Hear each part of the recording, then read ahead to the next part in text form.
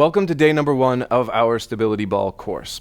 One of the things that we're going to be spending a lot of time doing is sitting on the ball. So one of the ways that we're going to start this course is actually with trying to make sure that we're really comfortable moving around a little bit on the ball so we can regain our balance.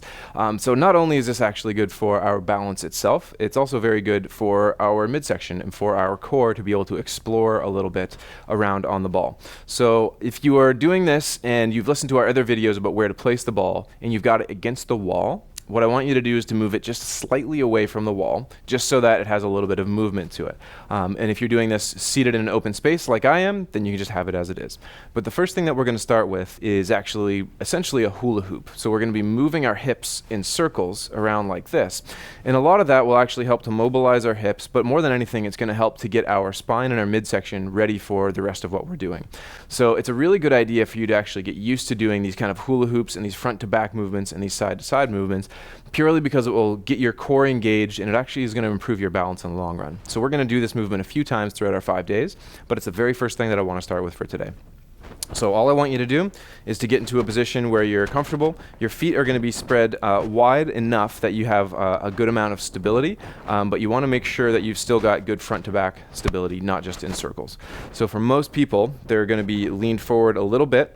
If we go too far back is usually when we have issues, so we're going to be leaned forward a little bit. We're going to have our feet nice and wide, essentially as wide as we're comfortable going, where it doesn't cause our hips any discomfort.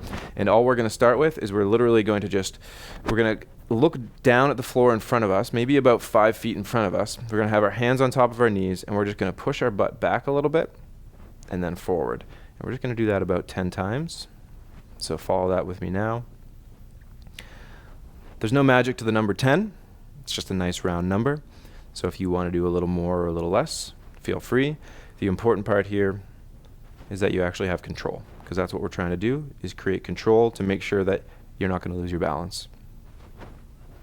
So it's important that as you roll back, as you straighten your legs, you're leaning forward a little bit, just to make sure the balance works for you. And it's not going to be very far. I'm only rolling maybe 6 to 8 inches.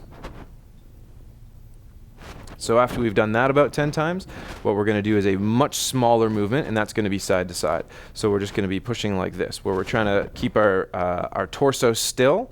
We're not leaning our body off to the side. We're keeping our upper body still, and we're just moving our hips underneath it like that. So we're going to do about 10 off to the left side like that, where we're just scooting our hips off to the side.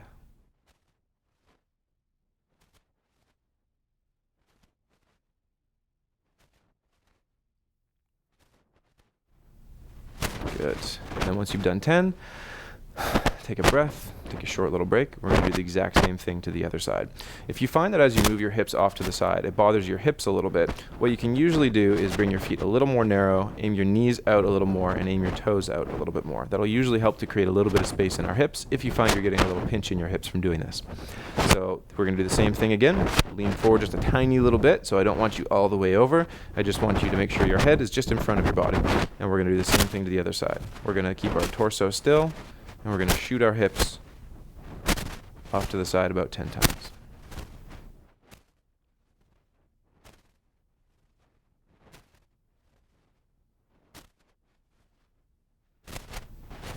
Good. Now you can relax again. So one thing you might have noticed as we're going through this is that as we roll around and move around on the ball quite a bit, the ball might shift a little bit on the floor. So if at any time you feel like the ball is starting to slide on the carpet or on the floor in any direction and you want to get it back, just take a pause, and usually the easiest thing to do is to lean forward and engage into your legs, stand up, and then move it with your hands here. So with me, I'm just going to move it forward a little bit and then slowly right back down again. And always be careful when you originally go to sit on the ball. The vast majority of people, when they go to sit on the ball, if they're not perfectly centered, that's when they're going to have balance issues. So most of the time, I'd prefer that as you go to get on the ball, you slowly lower yourself down, which will make it a little more difficult, but much more safe. So the next thing that we're going to do is we're just going to finish off these movements. We've done front to back, and we've done side to side. What we're going to do now is little circles, and this is why we call this a hula hoop, because we're literally just going to act as if we were rolling the ball in a tiny little circle. And I do mean tiny. We're just going to be going about that big. So we're going to do about 10 if you're looking straight down, keeping your eyes on the floor. If you're doing 10, we're going to go clockwise first, take a short break, and then do counterclockwise. Okay? So let's start that now.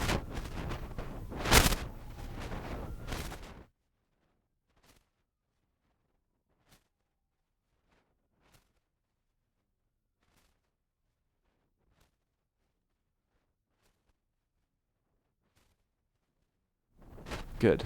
So we've got about 10 in, going one way. Take a breath, relax. If you need to rearrange a little bit where you are on the ball, feel free to do that now. So now we're going to do the exact same thing the other way. We're going to be spinning the ball on the floor, or rolling the ball on the floor, and we're going to be doing it counterclockwise.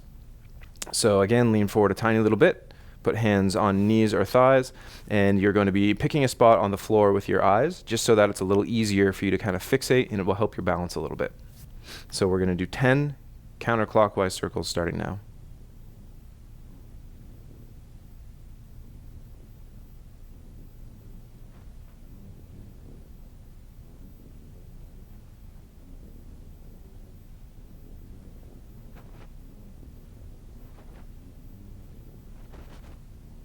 Good.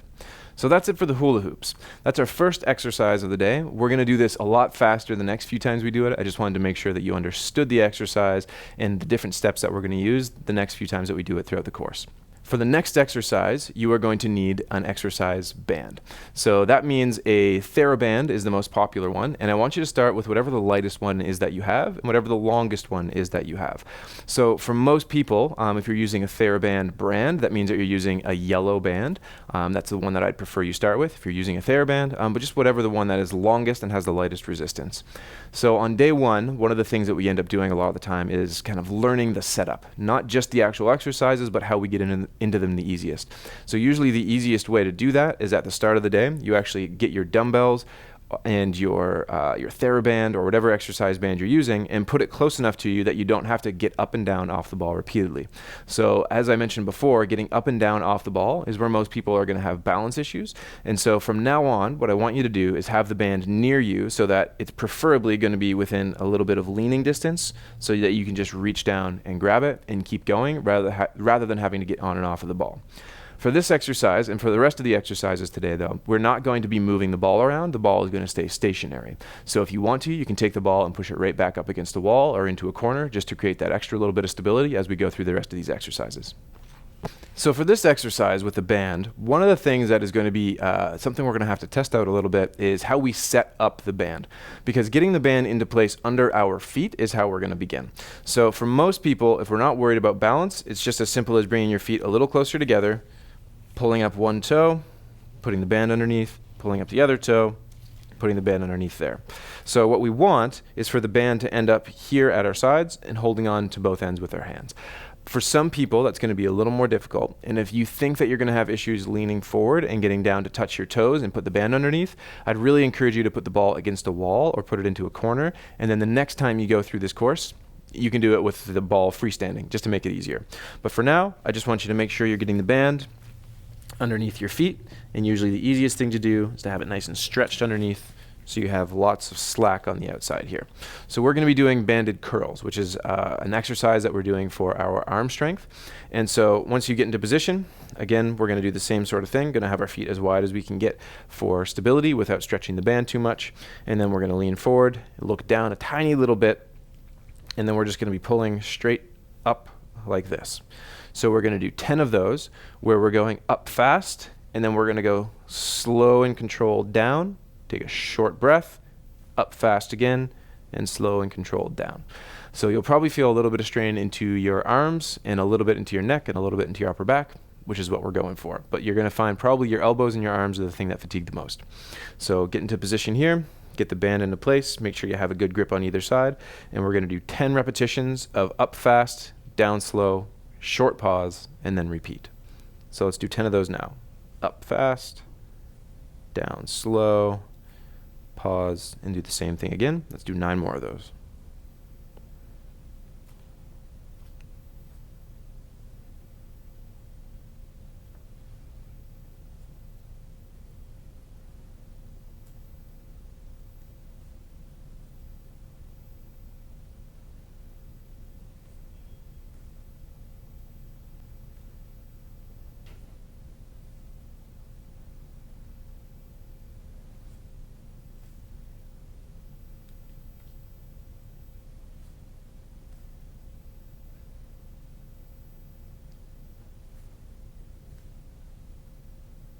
Good. We've got about 10 in there now.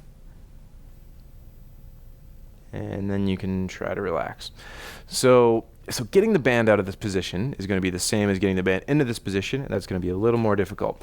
But one of the things you can do is you don't actually have to lean all the way down to your feet, but you need to make sure the band is nice and slacked if you're just going to take your feet out. So I will show you this way of doing it. The band is nice and loose. Just going to take one foot, and we're going to take it out that way. We're going to take the other foot, and we're going to take it out that way. If you think your balance is fine with doing that, feel free. If you need to have both feet on the floor to maintain your balance, I want you to make sure that you lean forward and get your feet nice and wide and take it out one by one. I don't want it snapping up and hitting you in the face. So the next thing that we're going to do is for our neck. And these are called banded retractions. So most of the time, our neck tends to suffer from a lot of overwork and a lot of tightness in a lot of people because it spends a lot of time here. So what we're going to do is we're going to train these muscles that help to pull it back and upright. So you can actually do this with no help from a band whatsoever, and it's still going to be beneficial, but we're going to give a tiny little bit of resistance in the form of a band. So if you're using one of these flat bands, what I want you to be able to do is make it as flat as you can and as big as you can. And what we're going to do is we're going to take kind of the back crown of our head and we're going to put it right in the middle of this band. And then the band is going to pull straight forward. So it's going to go from one hand, wrap around the back into the other hand. And the easiest way to set that up is to kind of hold with palms straight up like this.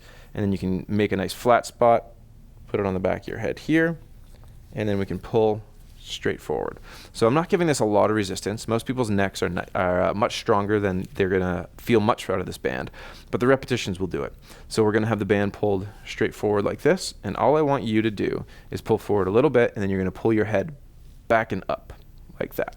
So again, just straight back and up. It should feel like it's giving you a little bit of a double chin.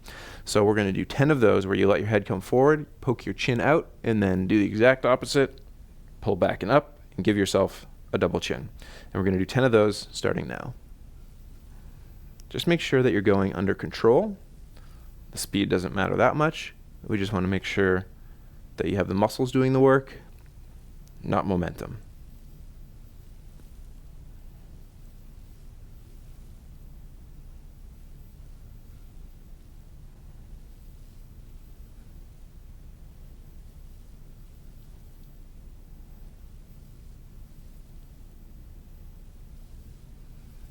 Good, there's about 10. So I want you to take the band, pull it out to the sides, try to release the tension, and then pull it down and let it relax for a second. So that's the kind of exercise. If you suffer from headaches or you suffer from neck tension, it's good to do a lot of that exercise, meaning you could do it every day. We're not going to do it every day through this course because this one is meant to be spending most of our time on things relative to the stability ball.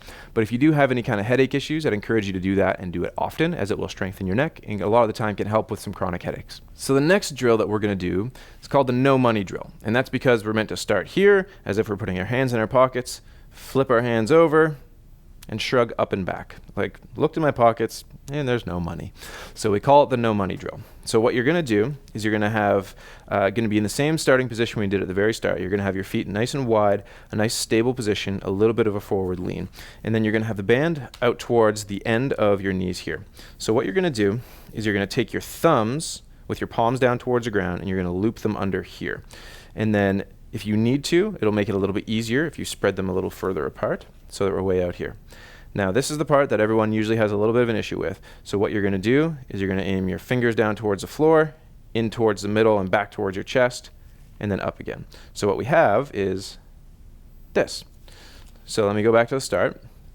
If your palms are towards the floor and the band is looped over your thumbs, you're going to essentially aim your middle fingers in towards your belly button, and then you're going to go palm up towards the floor, or towards the ceiling, sorry. And then what we've got is this position here, where all we've got to do is hold on and pull apart like this. So we're going to do 10 repetitions of that, where we're just going from nice and slacked here to pulling apart. And we're going to do 10 of those starting now.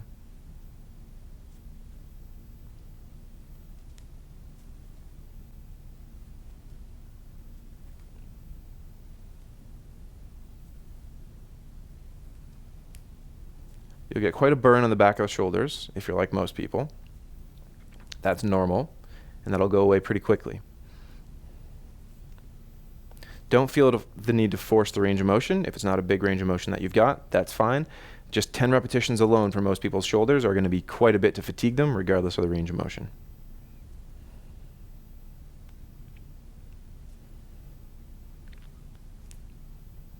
Good. and that's it for the no money drill. So that one, for most people, is going to be pretty extravagant as far as the fatigue that you get in your shoulders. So I'd encourage you to take a breath, kind of shake your arms out, let them wobble a little bit at your sides, as long as it doesn't throw off your balance, before we get into our last exercise for the day. Our last exercise for the day today is going to be an overhead press with the dumbbells. So I've got 8-pound dumbbells here. I want you to make sure you have something that's light enough for you. And if you feel that a dumbbell is going to be too heavy, you could even do this with an open hand, because it's really going to work in our balance purely because we're on the stability ball and your shoulders are already probably fatigued from the no money drill. So what we're going to do, if you have the dumbbells, is you're going to get in the exact same position that you were before, get them up off the floor and onto the front of your thighs. So I prefer that you're nice and stable for this one and nice and wide. And for most people, this is going to be the most challenging balance thing that we've done today. So if you feel like you need to, push the ball up against a wall or into a corner. So what we're going to do is we are going to leave one of these on top of our thighs. We're going to take one and we're going to push it up so that the inside is over top of our shoulder and our palm is facing forward, and we're just going to be pressing straight up towards the ceiling. So if you can't get it all the way straight up over your head, that's fine. If it has to go a little bit out to the side, that's entirely okay. So what we're going to do is we are going to aim for 5 to 10 of these. If you feel like you start to fatigue at 3, that's entirely fine. As long as there's not a big amount of pain, I want you to keep pushing. The shoulders will burn, but it'll go away pretty quick. So we're going to start with the dumbbells on our thighs. Going to take them up here, aim our palm forward. It doesn't have to be all the way forward. It can be a little bit towards the middle. And we're going to do one side, and we're going to do 5 to 10 repetitions. Give that a start right now.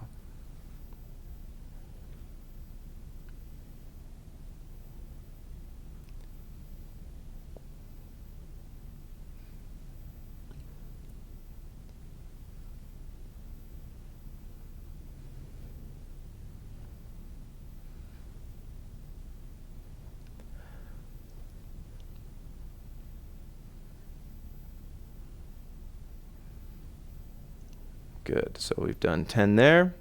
Let's put this guy back on our thigh. As you may have figured out, it's going to make the shoulders burn quite a bit. It's one of the things that really is going to be helpful as we age, is actually doing a lot of shoulder work, because the shoulders tend to be the weak point for most people in upper body strength. So you'll find that using a lot of shoulder strength in these kind of exercises will really have a big carryover to the rest of your life. So we're going to do the same thing on the other side now. We're going to get the dumbbells kind of on top of our thighs. Going to take the other one, bring it up to the front of our shoulder, turn our palm forward if we want to. We're going to do the same thing. We're going to do 5 to 10 repetitions straight up overhead on this side. Give that a start now.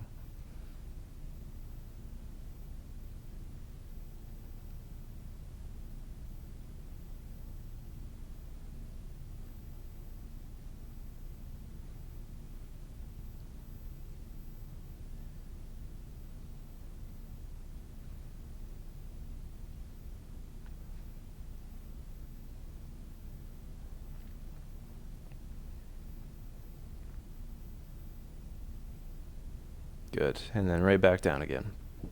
So a few of you might have had some kind of shoulder discomfort while doing that, especially through the middle of that range of motion. And that's not something that we want to be pushing too hard through. So I want you to make sure you're keeping track for the next 24 hours of how your shoulders respond. Sometimes it's okay for us to get a little bit of pain in our shoulders as we do these sorts of things. Other times, if it flares them up and really inflames them, we want to avoid these kind of movements. So for most people, one of the easiest things that we can do is, rather than having our hand up and out here, we can have our elbow aimed a little bit forward. And most of us, we are not as strong from there, but we'll be able to press with a much more safe and much less uncomfortable shoulder. So if that's you, feel free to put your arm a little bit forward or a little bit more out to the side. And all I want you to do is make sure that your shoulder's fine for the next 24 hours. Most of us will get a little bit of muscle soreness if you've never done anything like this before, but there's a difference between muscle soreness and an ache or pain. So if you get an ache or pain, I want you to try to alter this next time you go through it. And that's it for day number 1. Look forward to seeing you on day number 2.